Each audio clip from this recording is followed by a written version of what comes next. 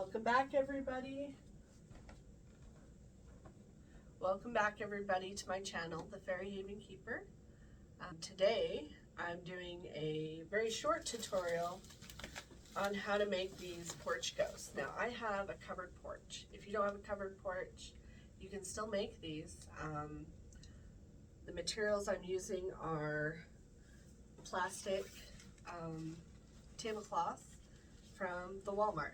You can just use these. I'd recommend at least buying 6 if you're going to do 3 ghosts, just because the tablecloths sometimes will tear and sometimes the wire shows through, and if you don't like that look, you definitely want 2 layers. I'm doing a layer of the plastic tablecloth and a layer of some sheer curtains that I had already in my stash.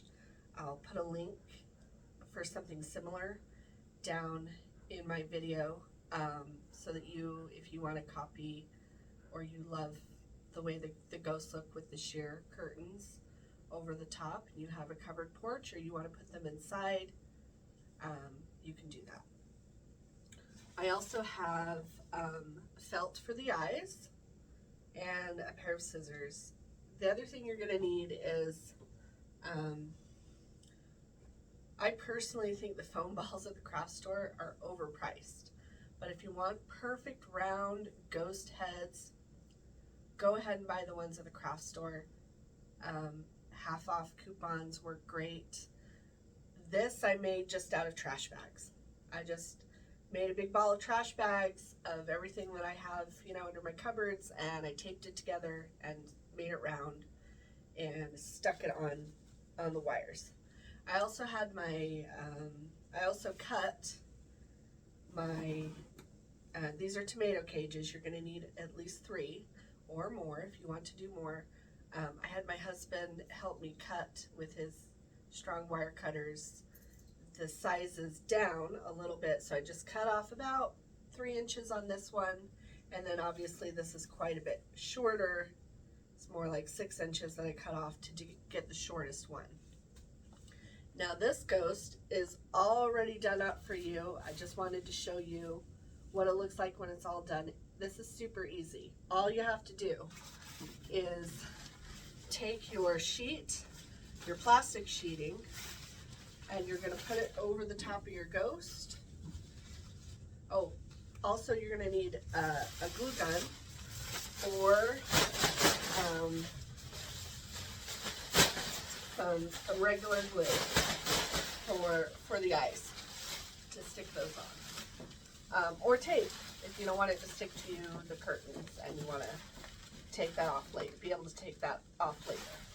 So I'm just putting the tablecloth over my form, and I'm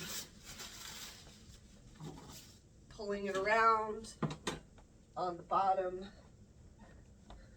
I'm gonna tuck this one down for you so that you can see what I'm trying to do with this one. I'll just stick this here. And I'm tucking the plastic as far around as I can. The sides are, it's not as wide, like this, but you can sort of use the long part in the back to kind of cover that and make that not seem like it's not a long piece. The other thing you can do, if you want to, is if this is too long, you don't like that, I just ended up tucking my pieces underneath. But some people like to cut it to give it sort of a raggedy edge. So I'm going to do that to show you. And I'm just cutting it. I'm cutting away little parts, little pieces, because you can only cut away so much before it's, there's nothing you can do to fix that. So I'm just going to cut those parts away to show you, and I apologize, I have to move my ghost again.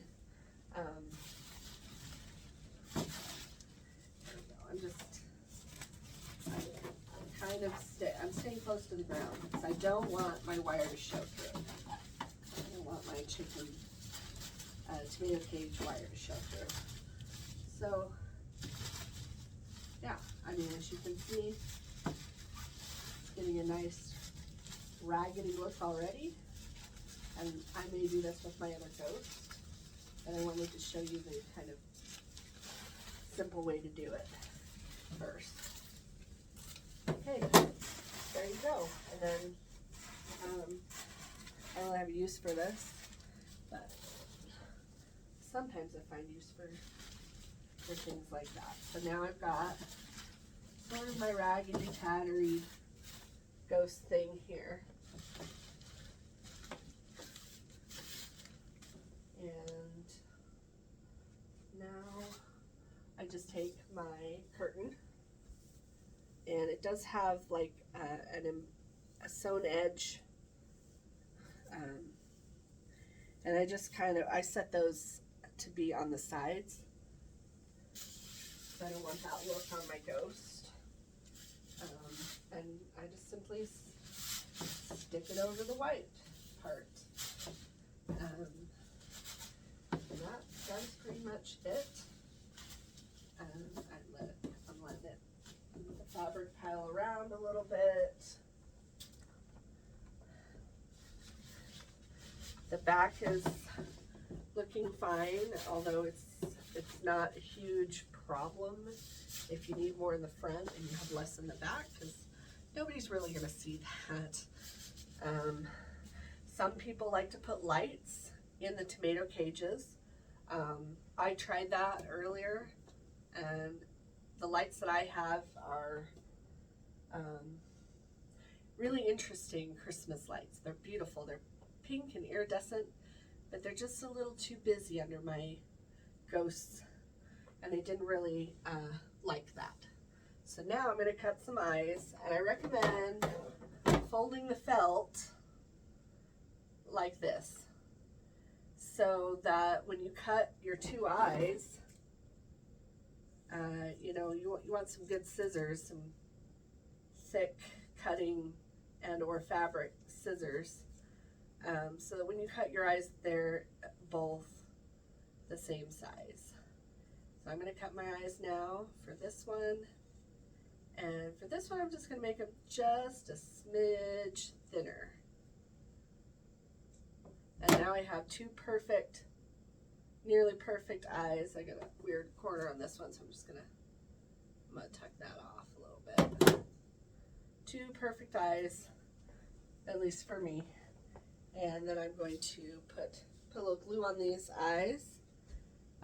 You can probably tape them and get away with that, but first I want to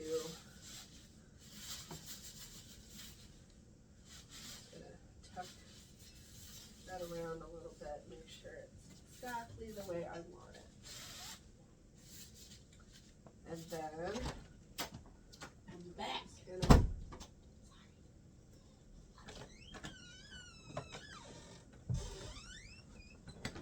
Ghost. I apologize.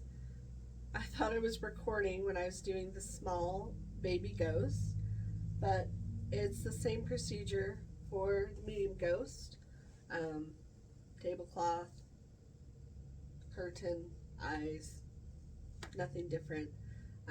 Again, if you want to put these outside, I'd recommend putting some bricks or some heavy rocks just down in case the wind blows, just to protect them. Also, you're going to want to put a little thumbtack in the very top where the sheet and the cloth connects to the head. It will stay on there easier and maybe not blow away.